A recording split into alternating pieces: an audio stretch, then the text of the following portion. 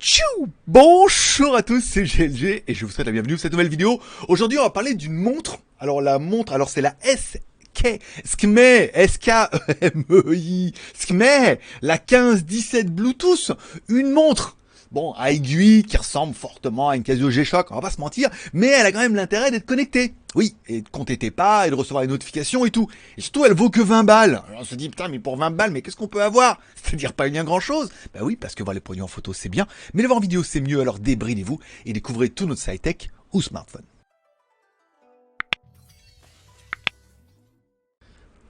Allez, parce que je me dois de vous préciser, c'est une vidéo qui est ni rémunérée ni sponsorisée.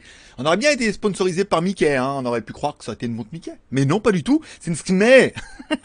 Donc, ni rémunéré, ni sponsorisé. Il y a un lien d'affiliation dans la description. Si tu veux acheter la montre, on aura une petite commission. Sinon, tu peux soutenir l'aventure sur Tipeee. Le lien est en bas. Et en fait, tu pourras nous soutenir. Ça permet d'acheter des trucs un peu comme ça et les tester. Et puis de vous dire un peu ce qu'il en est. Aujourd'hui, je vais vous tester la montre SKMEI, SKMEI, la SKMEI 1517 Bluetooth, une montre connectée à aiguille G-Shock 20 balles. Mais qu'est-ce qu'on peut avoir pour ce prix-là? C'était vraiment la question que je me suis posée en me disant, putain, mais est-ce que ça peut faire le taf? Puisque peut-être que vous êtes comme moi, en fait, ce qu'on fait, montre, bon, on a une montre, oui, j'aime bien les montres à aiguille, j'aime pas trop les montres où faut tourner à chaque fois et tout, moi j'aime bien qu'il y ait l'heure tout le temps, voilà, que ça s'affiche et tout, voilà, donc l'heure, ça c'est pas mal. Mais ce que je voudrais, moi, c'est un truc qui compte mes pas, puisqu'en fait je me rends compte que mon bracelet connecté me sert quasiment qu'à compter mes pas, pour le téléphone, les messages, les notifications, les tout, je fais ça via le téléphone, donc en fait une montre qui compte les pas, et qui éventuellement m'envoie 2-3 notifications, j'ai pas vraiment besoin de plus. Et je me suis dit, peut-être pour 20 balles, ça peut correspondre à mes attentes. À mes attentes.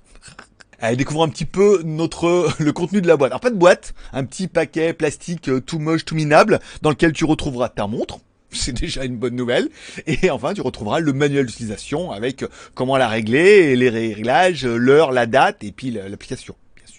Bon, premier truc qui choque quand on a la montre en main, c'est le poids de l'animal. 78 grammes la montre. Elle pèse rien. Elle est toute légère, elle a l'air toute malade, comme ça et tout. On croirait vraiment une montre Mickey. Et c'est vrai que pour ceux qui auront déjà démonté une montre, à part un boîtier, un bracelet et un petit truc électronique dedans, une montre connectée, c'est pas bien grand chose.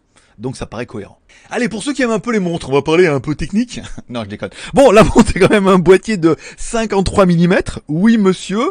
L'épaisseur, 17 mm, soit 1 cm 7, quand même, presque 2 cm. Elle est assez balèze. Et un bracelet de 22. Voilà. Ça, c'est pour les chiffres qui correspondent à une vraie montre.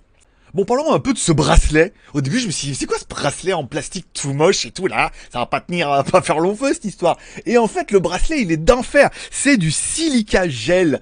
En fait, ils ont fait une espèce de technique avec des maillages et tout. Et en fait, il est super quali. Voilà. Enfin, il est super résistant. Quali, pas vraiment le mot, mais il est super résistant. Il a un beau petit design et tout. Et il fait bien le taf, en fait. Et il est super léger. Et quelque part, ce qu'on attend d'une montre un peu comme ça, c'est d'être léger et confortable et de pas irriter la peau et tout. Et malheureusement, ça correspond aux attentes. Bon, on aura remarqué également, il y a un fermoir, un truc en métal. Alors la finition est pas dingo, ça veut dire que tu peux le fermer, t'as quand même un petit clip de chaque côté pour pouvoir verrouiller la fermeture de la montre, plus un petit truc en métal qui se bascule par-dessus. Bon, on verra bien sur les plans avec le gros zoom que je fais en plus en 4K, que bon, la finition est pas dingo. En même temps, on se dit, bon, c'est déjà 20 balles, c'est le prix d'un bracelet, hein, normalement, donc voilà. Donc là, on se dit, on a un bracelet, mais il y a quand même le fermoir à double verrouillage et tout. Alors on se dit quand même, il y a eu un effort de fait. Bon, on parlera bien évidemment de la montre, alors forcément, vu qu'on a silica gel et tout, bon, ça fait plastoc, hein. Mais non, c'est pas du plastoc, c'est de l'ABS. La montre est également toute en finition ABS. Anti-blocage système. Non, ça doit pas être ça. Mais bon, voilà, ça ressemble un peu à du plastoc, tout. C'est pas disgracieux, hein. Ça respire pas la qualité de ouf, hein. Mais en même temps, elle est plutôt résistante. Et moi, ça fait quand même 2 semaines que je porte la montre. Et je veux dire, elle a toujours bien survécu. Il y a pas un seul choc et tout. Donc je me dis, tout compte fait, c'est pas si mauvais que ça, en fait, hein. Tu vois, on part sur des a priori, mais non. Allez, découvrons un petit peu notre montre. En haut à gauche de notre montre, un bouton qui permettra d'allumer ou d'éteindre le rétroéclairage. Si jamais tu veux voir un petit peu dans le noir et que tu vois pas. Et si tu appuies longtemps dessus, tu activeras ou tu désactiveras le Bluetooth. C'est trop bien fait. Ensuite, en bas, à gauche, on retrouvera les boutons pour basculer des modes, qui permettront en fait directement d'aller sur les modes de l'heure, la date, le nombre de pas, le nombre de calories, la distance, j'arrive même pas à me relire, et enfin voilà, bon, plein de modes, le chronomètre, bien évidemment à la fin, bon, ça paraît normal. Bon, ensuite, à droite, deux petits boutons qui servent pas bien à grand chose, simplement pour valider les menus. Par exemple, quand tu vas régler l'heure, pour mettre plus et moins, pour faire les réglages, pour lancer le chrono, on lance le chrono en haut, on arrête le chrono en haut, en bas, on le remettra à 0 et tout, voilà. Des boutons de confirmation. Alors bon, ils appelleraient ça comme ils voudront, start ou reset, mais voilà, l'essentiel est là. Et enfin, sur le côté droit de la montre, on trouvera une couronne. Parce que oui, c'est une vraie montre à aiguille. C'est un peu ce que je reproche à toutes ces montres connectées où l'heure est jamais affichée tout le temps. On me dit, oui, mais les super nouveaux AMOLED et tout. Bah ouais, mais ça bouffe de la batterie et on n'a pas nécessairement. Ça affiche plein de trucs dont on se sert pas. Moi, ce que je veux, c'est voir l'heure. Je tourne la montre, je regarde l'heure, hop là, l'aiguille, elle est presque sur le 20, il est 20. On n'en parle plus. Pas besoin de dire, ah, j'ai mal cliqué, oh, c'est atteint, genre, voilà, bon. Donc, du coup, on a une molette et ça permet, enfin, une couronne qui permettra de régler un petit peu ces aiguilles. Bon, on a l'heure, les minutes. Et oui, et les secondes, quand même, malgré tout. Ce qui est pas... ce qui est bien. Allez, découvrir un petit peu l'intérieur de notre montre. En haut de notre montre, on aura en haut un écran LCD qui permettra d'afficher, comme on l'a vu tout à l'heure, un peu l'heure, la date, le nombre de pas, les calories, la distance, la planification, le chronomètre, etc., etc. Tu as remarqué qu'en fait, en bas à droite, tu as également une roue en fait où tu vois directement les modes. C'est-à-dire quand tu vas basculer d'un mode à l'autre, et ben en fait tu verras lequel qui est indiqué. Si tu veux l'heure, la date, le nombre de pas et tout. Bah bon, il faut des petits yeux de chat hein, pour regarder et tout. Mais comme ça, en zoom sur ta télé d'1 mètre, tu te rends compte que bah on voit super bien et que c'est bien pratique pour savoir dans quel mode tu es, notamment pour savoir un petit peu au niveau des pas, au niveau de ta journée. Bon, et enfin, en bas à gauche, on retrouvera un petit écran LCD monochrome qui permet d'afficher le jour. Voilà, bon, classique quoi, mais bien. Bon, on en a parlé, si tu restes appuyé longtemps sur le bouton en haut à gauche, tu actives ou tu désactives le Bluetooth. Un truc qui est confirmé directement avec un petit bouton, un petit logo Bluetooth. Ensuite, tu pourras aller directement sur l'application. Une application qui est pas dingo, mais qui est plutôt bien fait, hein, où tu pourras directement noter les applications que tu veux en push sur ta montre, si tu veux recevoir des appels, une notification quand tu reçois des appels, le mode sport, et voilà, et plein de modes de réglage que tu pourrais faire.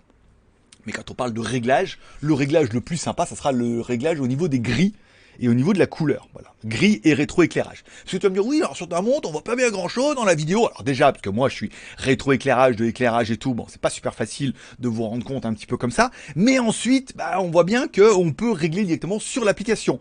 Et quand on met tout à donf, tout est à donf. Ça veut dire, là, t'as beau appuyer sur le rétroéclairage, t'as déjà mis tout à fond. Soit tu mets en tout petit, et quand tu appuies dessus, ça se met à fond, soit tu mets tout à fond tout de suite. Alors attention, on verra après que ça va bouffer un peu de la batterie. Donc il vaut mieux mettre moitié-moitié. Et là, en fait, on voit super bien.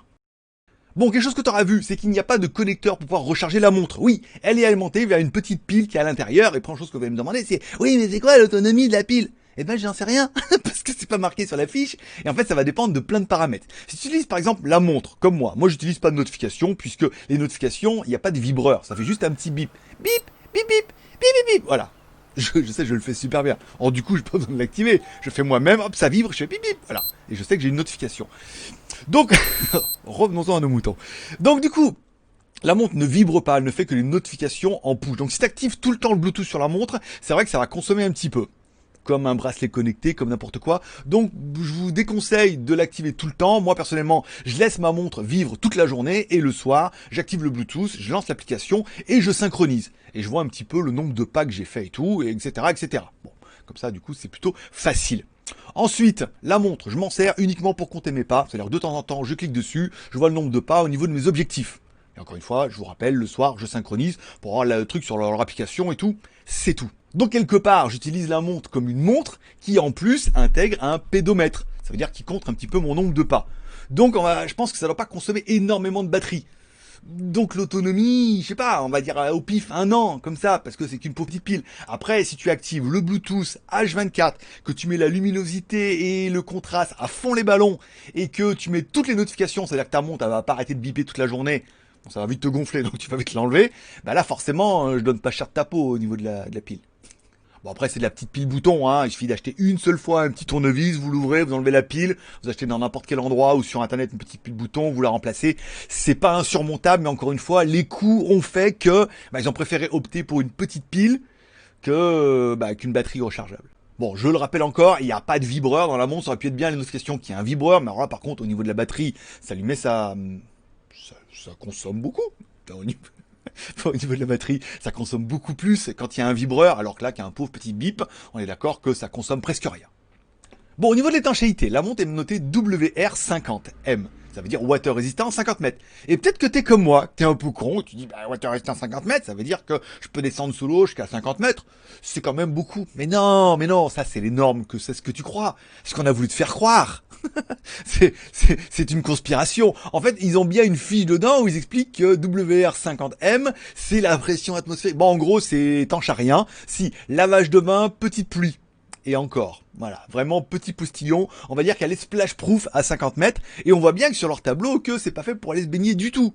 Et encore moins à 50 mètres. Que si tu veux une montre pour aller te baigner, bah, il faut au moins 100 mètres. Et si tu veux une montre pour aller faire de la plongée, il faut au moins 200 voire 300 mètres. Voilà. Ça, c'est un peu les normes. Et les normes à la chinoise. Tout le monde nous dit oui, mais alors, ATM, tu sais pas et tout. Ça, c'est à la chinoise. Ils nous mettent toujours des chiffres. Là, ils ont mis étanche 50 mètres parce qu'ils ont dû copier ça d'une Casio. Mais la montre, elle est pas du tout étanche à 50 mètres. Alors, soit toutes les montres 50 mètres, elles sont comme ça. Et on le sait pas. Soit c'est juste celle-là, bon, elle est splash proof. Voilà, petite baignade, petit tombage dans la piscine. Oh là là, c'est trop rigolo. Et tu ressors. À mon avis, la montre va survivre. Mais encore une fois, c'est pas fait pour prendre le bain, pour nager et pour faire de la plongée. Ce qui paraissait un peu évident. Bon, on finira par le prix, puisque cette montre, vous pouvez la trouver directement sur AliExpress, sur Skmei Official Store. La montre ne vaut que 20 balles en moyenne. En moyenne, elle est toujours affichée à 20 balles. À savoir que si vous allez régulièrement sur la page, vous pouvez trouver par exemple un code promo. Moi, il y a vu directement là aujourd'hui 0,86 € en utilisant le code NANA et 1,75 à partir de 12 € et quelques. Ça veut dire que tu as quasiment 2,50 € de remise tout de suite. Il y a des promos, il y a des offres. Si vraiment vous voulez le prix le plus d'enfer, moi j'ai attendu, il y avait les espèces de promos pour l'été de AliExpress. Après le confinement, on a besoin d'argent. Ça fait une belle rime, ça.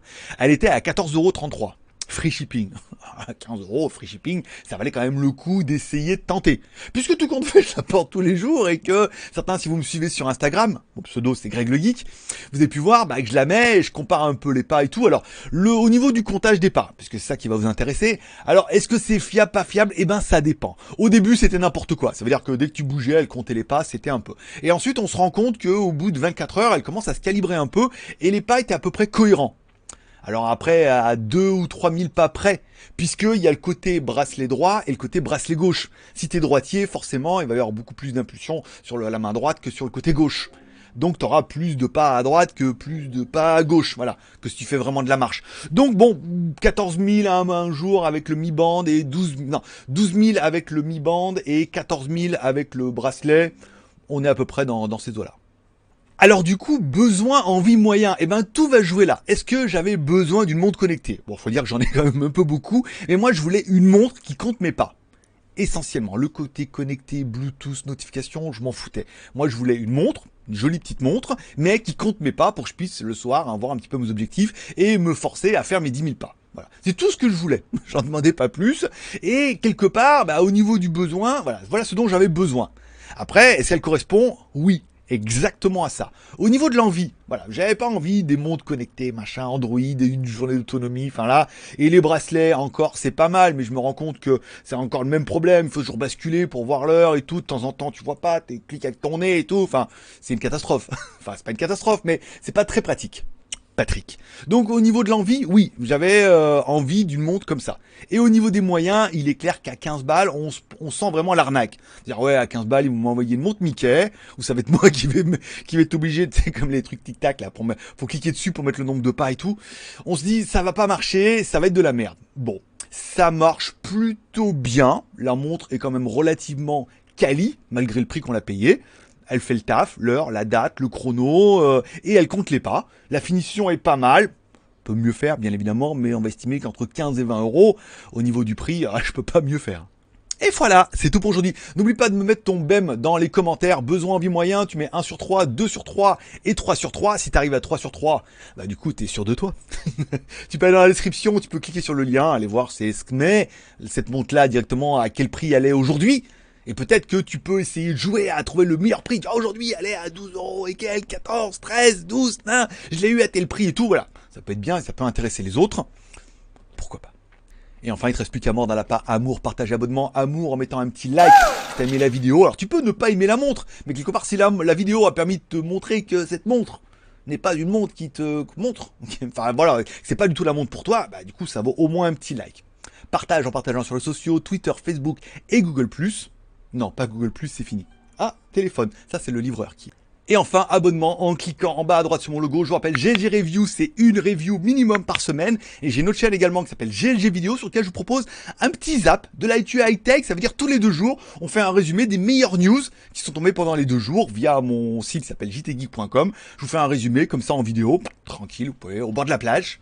Ou au bord de, pas la plage, en bord du travail. Vous pouvez écouter un petit peu les news. Ça se passe tous les 2 jours sur GLG Vidéo. Moi, je serai toi, je taperai by GLG sur YouTube. Je m'abonnerai aux 2 chaînes. Tu reçois une notification. Comme ça, au moins, tu sais quand il y a un truc qui tombe. Tu peux regarder, tu peux pas regarder, tu peux regarder plus tard. Et c'est tout.